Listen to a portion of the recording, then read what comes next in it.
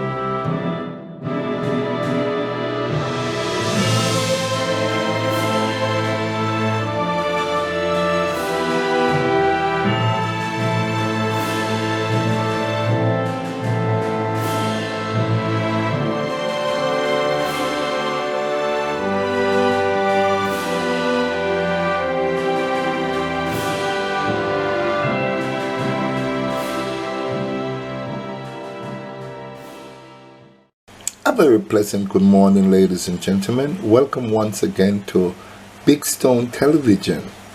Here we are again, showcasing one of Jamaica's greatest that is gone too soon. We're talking about a keyboard player, a record producer, a gifted arranger. We're talking about none other than Jackie Mittoo. Jackie Mittoo worked at Studio One in the 60s, built, shaped, refined and defined reggae music as we know it. He was not only an extremely talented keyboard player, but was also a supremely gifted arranger and record producer. He was an ambassador of our music worldwide. There can be no doubt. Read the legacy this young man has left behind. May his name be remembered and his music live on, said Clement Coxon Dodd. But who was Jackie Mittoo? Let's take a look. Born in the parish of St. Anne in Brownstown on the 3rd of March 1948, Donat Roy Jackie Mittoo grew up in York Castle, where his grandmother was a music teacher, and from the age of 3 onwards, she taught him to play classical piano. Jackie made his first public appearance at the tender age of 10, and his first band, Jackie Mittoo's Ragtime Band, played rags and rhythm and blues. 3 years later, his family moved to Kingston, where Jackie joined the Rivals, who were not together for very long before he left to join the Sheiks, many of whose members would go on to become hugely influential musicians. Their lineup included Lloyd Nibbs on drums, Lloyd Spence on bass, Lynn Tate on guitar, Hedley Bennett and Bobby Gaynor on saxophone, Roy Sterling, Lester's brother, and Johnny Dizzy Moore on trumpet, and Dabby Dobson, Honey Boy Martin, Norma Fraser, and Ken Lazarus on vocals. The Sheiks played to audience before the films began at a number of Kingston cinemas, including the Majestic, the Tropical, and the Rialto. The band also played at clubs such as the Sombrero, where they provide the backing for more established local vocals, and they eventually became known as the Cavaliers Orchestra. These bands filled in the time and gave their members an opportunity to work out their ideas and develop their talents. By the time Jackie started high school, he was already a semi-professional musician, playing piano just for fun, in the week in his lunch hour at Kingston College with his school friends and playing a more serious role at weekends with the Cavaliers in cinemas, club and theaters. Jackie, then approached by Clement Coxsone Dodd while sitting in with Lynn Tate and the house band at Federal Recording Studios.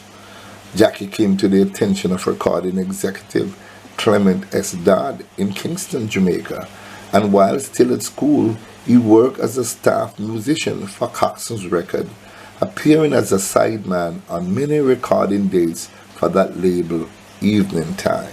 And in 1963, when Coxsone opened the Jamaica Recording and Publishing Studio, better known as Studio One at 13 Brentford Road, Kingston 5, on the site of the End, a former nightclub, he asked Jackie to come and help him with the arrangement and development of songs. Jackie was originally employed to compose 5 new rhythms a week, but would soon become a key figure at Brentford Road as a musician, arranger, and talent scout. Jackie and other musicians included Tommy McCook, Theophilus Beckford, and Glaston Anderson played a seminal role in the development of the music. They would give the bass player his line, write out the chords for the guitarist, then arrange and produce the records. He also began to play both piano and organ with the Scatterlights, and by the time ska had become fully fledged musical form, Jackie's piano had become an integral part of the music. 2 years later, the Scatterlights broke up, and Jackie formed the Soul Brothers. They soon transformed into the Soul Vendors, who, alongside Lynn Tate Jets, Tommy McCook, Supersonic, and Bobby Atkins Carry Beats, were responsible for the aching, elegant music known as rocksteady. In rocksteady, the organ became a regular addition to the rhythm section, as the slow approach gave more space for it to be featured alongside the piano and guitar, and from now on the name of Jackie Mittoo would become inextricably linked with the sound of the Hammond organ. It was still used mainly for intro lines and riff in vocal tunes, but the organ now began to play a more important role in the arrangement of backing tracks. Jackie often played piano throughout a song and simultaneously play an organ fill with his right hand at the appropriate moment. In 1967, the Heptone Risk, Fatty Fatty, was banned from the Jamaican airways, and Jackie originated what would become another defining element of the music when he created a next instrumental version to Fatty Fatty over the rhythm or backing track entitled Ram Jam, in tribute to the celebrated club in Brixton, South London, where the Soul Vendors had appeared on their legendary UK tour. It was one of the most soulful organ pieces ever and a huge hit. These are the men that have set audience grooving all night up and down the country at clubs like the Cute Club, Ram Jam, the 32 Club, the Roaring Twenties, and a host of other night spots and dance hall, Soul Vendors, and tour.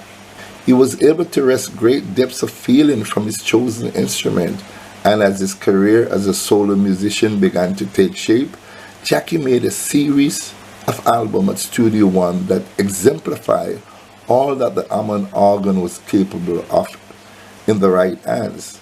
As rocksteady developed into reggae, the organ began to establish its place in the rhythm section, and Jackie Mittoo, along with keyboard maestro such as Glaston Anderson and Winston Wright, developed a style of playing that helped drive the beat onwards and upwards. The organ now became an important lead instrument, and organ instrumentals, often with the addition of a film-themed introduction or an early DJ workout, created by playing over existing rhythm tracks, often proved more popular with record buyers than the original vocal versions. At the close of the 60s, Jackie moved to Canada and settled in Toronto, although he continued to regularly return to Jamaica and work for Coxsone at Studio One.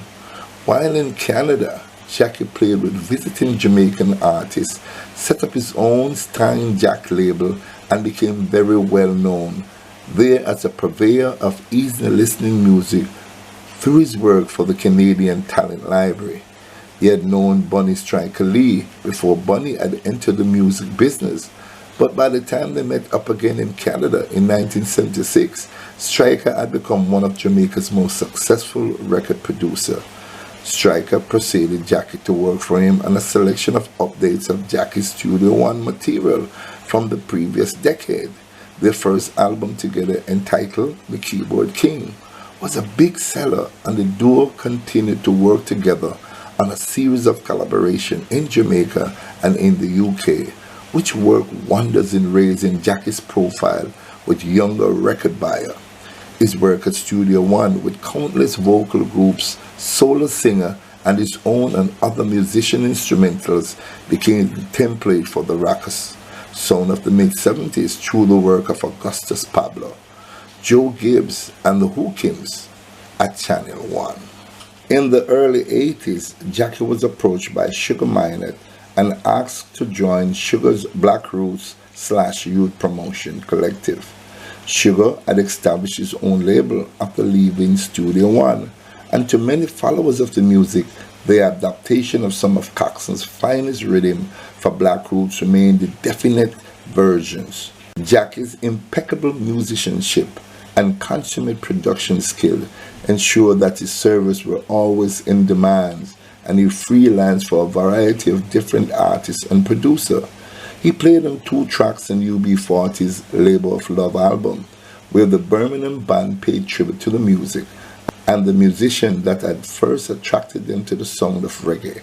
In 1989, he was asked to join the reformed Scatterlights. Everyone that Jackie ever worked with gained from his abundance of talent and generosity, for he was always willing to share the knowledge and expertise of a lifetime spent making music.